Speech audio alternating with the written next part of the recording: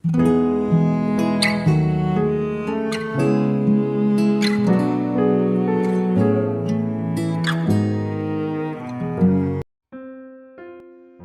selamat pagi saudara yang dikasihi Tuhan Yesus. Saya menyapa bagi saudara semua yang ada di Indonesia dari Sabang sampai Merauke, baik yang di kota maupun yang di desa, dan saudara yang ada di Malaysia, di Sabah, di Sarawak, di Kuala Lumpur. Senang sekali kembali menjumpai saudara pada pagi hari ini. Saya percaya kita tetap berada di dalam kasih dan penyertaan Tuhan kita, Yesus Kristus. Selamat datang kembali di Pokok Anggur bersama saya Yosia Krispianto. Mari saudara, sebelum kita bersama-sama merenungkan firman Tuhan, mari kita bersatu di dalam doa. Bapa di surga, Bapa di dalam nama Tuhan Yesus, terima kasih buat penyertaan dan perlindungan Tuhan sepanjang malam dalam istirahat kami. Dan pagi ini kami bangun dengan kekuatan yang baru yang dari Tuhan. Tuhan, sebelum kami beraktivitas pada hari ini, kami rindu untuk merenungkan firman-Mu. Ajar kami Tuhan, untuk dapat mengerti dan memahami segala kehendak Tuhan bagi kami. Terima kasih ya Tuhan. Ini doa kami, hanya di dalam nama Tuhan Yesus kami berdoa. Amin. Baik saudara, kita akan membaca di dalam 2 Tawarik 20 ayat yang ke-12 bagian B. Karena kami tidak mempunyai kekuatan untuk menghadap laskar yang besar ini yang datang menyerang kami. Saudara, kita tidak pernah tahu kapan musuh datang menyerang. Karena jikalau tahu, kita pasti dalam posisi sigap dan berjaga-jaga. Berita buruknya, musuh datang menyerang kehidupan kita tanpa disangka-sangka, saudara. Musuh abadi kita adalah iblis yang berjalan keliling sama seperti singa yang mengaum-aum dan mencari orang yang dapat ditelannya. Kapanpun dan dimanapun, iblis selalu berusaha mencari celah dan menunggu waktu yang baik untuk menyerang, dan inilah yang seringkali membuat semua orang menjadi sangat terkejut dan mengalami ketakutan. Seperti Yosafat yang diserang secara tiba-tiba oleh suatu laskar besar yang terdiri dari orang-orang Bani Moab dan Bani Amon, ditambah pasukan orang Meonim. Mendapatkan serangan secara mendadak, Yosafat menjadi takut. Reaksi alamiah seseorang ketika dihadapkan pada masalah yang sangat berat adalah takut. Tindakan Yosafat dalam menghadapi serangan musuh dapat kita jadikan sebagai contoh. Karena dalam ketakutannya yang sangat, ia tidak dengan serta-merta mencari pertolongan kepada manusia, namun mengambil beberapa langkah, saudara. Langkah yang pertama adalah mencari Tuhan dan meminta pertolongan kepadanya. Dalam keadaan sangat terdesak, biasanya orang tidak bisa berpikir secara jernih. Yang dipikirkan adalah bagaimana caranya keluar dari masalah secepatnya atau mendapatkan jalan keluar secara instan, di mana pikiran pasti langsung tertuju kepada manusia atau sesamanya.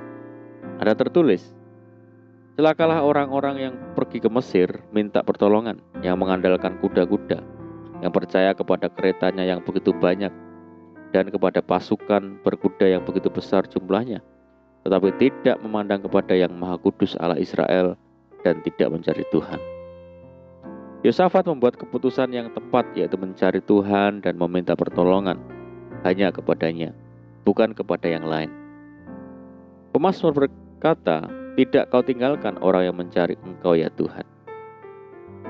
Hal yang kedua adalah mengakui kebesaran Tuhan. Tidak mudah orang mengakui kelemahan dan keterbatasan diri, terlebih lagi bagi mereka yang punya kekayaan, jabatan, atau kedudukan tinggi, yang cenderung bermegah dengan apa yang dimilikinya. Meski menjadi seorang raja, Yosafat tidak membangga-banggakan diri. Justru ia mengakui keterbatasan, kekurangan, dan kelemahannya, serta mengakui kebesaran Tuhan. Ya Tuhan, Allah nenek moyang kami, bukankah Engkau Allah di dalam surga? Bukankah Engkau memerintah atas segenap kerajaan bangsa? Kuasa dan keperkasaan ada di dalam tangan-Mu, sehingga tidak ada orang yang dapat bertahan melawan Engkau. Dalam menghadapi persoalan, kita pun harus merendahkan diri di hadapan Tuhan dan mengakui bahwa hanya Dialah yang sanggup menolong dan menyelesaikan segala persoalan bagi kita. Tidak peduli betapa dahsyat persoalan itu, firman-Nya berkata, dan umatku yang atas namaku disebut, merendahkan diri, berdoa, mencari wajahku, lalu berbalik dari jalan-jalan yang jahat, maka Aku akan mendengar dari surga dan mengampuni dosa mereka, serta memulihkan negeri mereka. Yang ketiga adalah berseru sampai Tuhan bertindak. Dan kami akan berseru kepadamu di dalam kesesakan kami sampai Engkau mendengar dan menyelamatkan kami. Saudara, Yosafat terus berseru-seru kepada Tuhan dan memohon belas kasihannya dengan mengakui bahwa ia tidak berdaya apa-apa menghadapi musuh. Kami tidak tahu apa yang harus kami lakukan, tetapi mata kami tertuju kepadamu. Saudaraku, mari saat dalam kesesakan, biarlah mata kita hanya tertuju kepada Tuhan, bukan pada masalah atau situasi. Jangan sekali-kali mengandalkan kekuatan sendiri dan tawar hati. Tertulis, jika engkau tawar hati pada masa kesesakan, kecillah kekuatanmu. Berdoalah dengan penuh iman, berserulah hanya kepada Tuhan, karena Tuhan adalah Tuhan yang perkasa, Tuhan Sang Panglima Perang. Bersama Tuhan, kita pasti sanggup menghadapi musuh dan meraih kemenangan yang hilang gemilang. Puji Tuhan. Mari kita berdoa.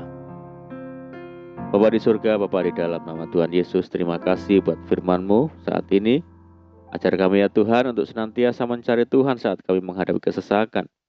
Ajar kami hanya berseru kepada Tuhan, sehingga kami boleh mengalami kemenangan bersama dengan Tuhan. Terima kasih ya Tuhan. Saat ini kami menyerahkan hidup kami hari ini ke dalam tangan Tuhan. Berkati kami hari ini ya Tuhan. Berkati segala usaha dan pekerjaan yang kami lakukan lewat tangan-tangan kami, dan jadikan kami hari ini berhasil dan beruntung. Sertai kami hari ini dengan penyertaan-Mu yang sempurna ya Tuhan. Mohon petunjuk Tuhan sehingga kami hidup sejalan dan seturut dengan segala rencana dan kehendak Tuhan. Limpahi kami dengan sukacita dan damai sejahtera dari Tuhan, dan jauhkan kami hari ini dari segala sakit penyakit dan malapetaka. Berdoa bagi kesejahteraan kota kami, desa kami, daerah kami, dan bangsa kami yang saat ini menghadapi pandemi. Mari Tuhan berkati daerah kami, pulihkan negeri kami, belas kasihan Tuhan bagi negeri kami.